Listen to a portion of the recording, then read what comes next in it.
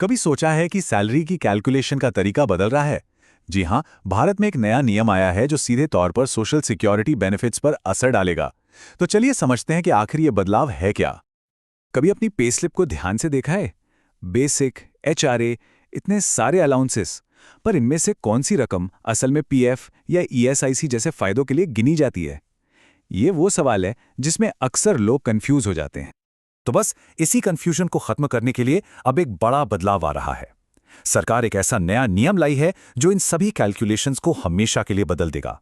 आइए इसे और करीब से जानते हैं। तो सवाल यह है कि इस नए कानून की जरूरत आखिर पड़ी क्यों?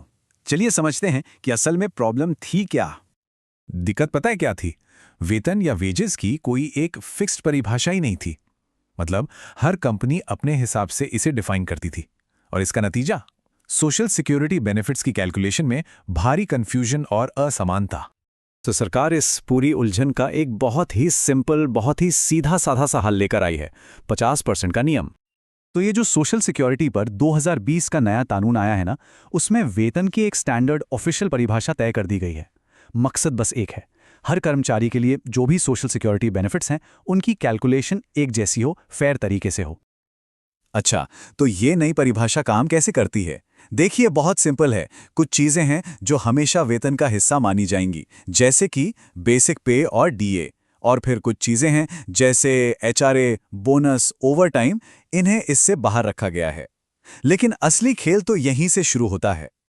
और वो खेल ये है कि जो हिस्से वेतन से बाहर रखे गए हैं वो आपकी टोटल सैलरी के 50% से ज्यादा हो ही नहीं सकते।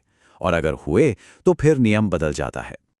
चलिए इसको एक पिज्जा की तरह समझते हैं। मान लीजिए ये पूरा गोला आपकी टोटल सैलरी है। अब नियम ये कहता है कि इसका कम से कम आधा हिस्सा, ये जो नीला वाला पार्ट है, वो आपका मेन वेतन होना ही चाहिए। और अगर ये लाल वाला हिस्सा यानी आपके सारे भत्ते और अलाउंसेस 50% से ज्यादा हो गए, तो जितना भी एक्स्ट्रा अमाउंट है वो वापस नीले हिस्से में यानी आपके मेन वेतन में जोड़ दिया जाएगा। तो ये तो हुई थियरी। अब असल में इसका गणित कैसे काम करता है? चलिए कुछ एग्जाम्पल से देखते हैं कि सैलरी पर इसका क्या असर पड़ सकता है। एग्जाम्पल्स देखने से पहले 1 मिनट ईएसआईसी को समझ लेते हैं। ये एक सोशल सिक्योरिटी और हेल्थ इंश्योरेंस स्कीम है। ये तब लागू होती है जब कैलकुलेट किया गया वेतन 21,000 रुपये महीने से कम हो। इसमें कर्मचारी अपनी सैलरी का 0.75% और कंपनी 3.25% कंट्रीब्यूट करती है। चलिए पहला केस देखते हैं। यहाँ टोटल सैलरी है 20,000 रुपये। इसमें जो भत्ते वगैरह हैं वो है 8,000 रुपये, यानी टोटल सैलरी का सिर्फ 40%।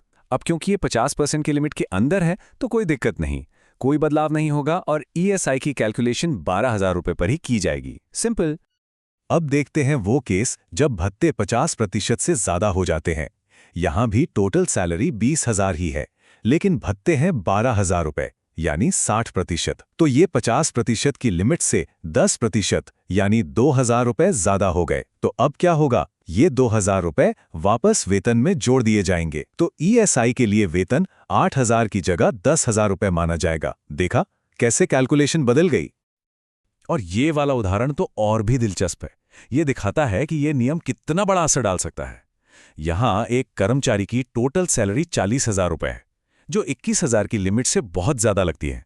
लेकिन इनके भत्ते इतने ज्यादा हैं कि एड बैक करने के बाद ईएसआई के लिए इनका वेतन सिर्फ 20,000 रुपये बनता है।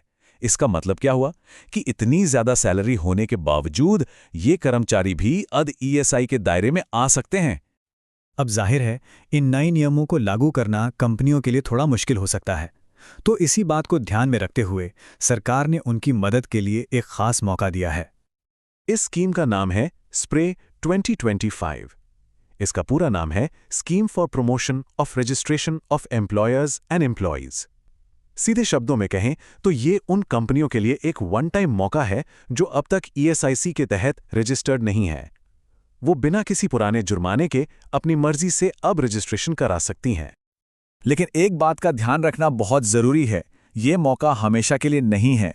ये स्कीम 1 जुलाई 2025 को शुरू होगी और सिर्फ 31 दिसंबर 2025 तक ही खुली रहेगी। तो कंपनियों के लिए ये एक बहुत छोटी लेकिन बहुत ही जरूरी विंडो है।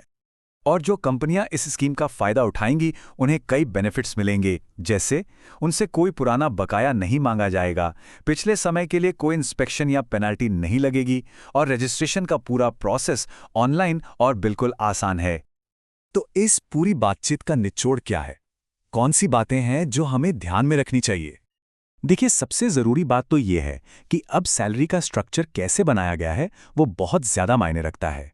हो सकता है कि किसी की टोटल सैलरी 21,000 रुपये से ज़्यादा हो, पर इस नए नियम की वजह से वो ईएसआईसी के दायरे में आ जाएं। वहीं कंपनियों के पास एसपीपी 2025 के जरिए बिना किसी रिस्क के इन नियमों को अपनाने का एक शानदार मौका है। और हाँ, इसकी आखिरी तारीख 31 दिसंबर 2025 है, ये याद रखना ज़रूरी है। तो आखिर में एक सवाल सबके लिए, क्या आपकी पेस्लिप इस नए 50% नियम के लिए तैयार है? ये एक ऐसा सवाल है जिसके बारे में अब हर कर्मचारी और हर कंपनी को सोचना ही पड़ेगा।